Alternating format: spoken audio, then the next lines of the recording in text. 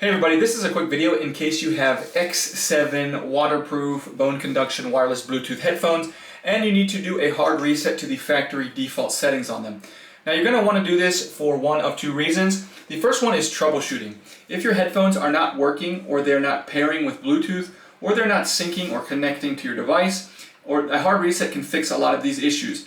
Now, you're going to have to set them up again, and that's the second reason you might want to do this. If you want to get these headphones set up new, paired with a new device, we can go ahead and just clear everything out, get them back to the way they were when they came out of the box.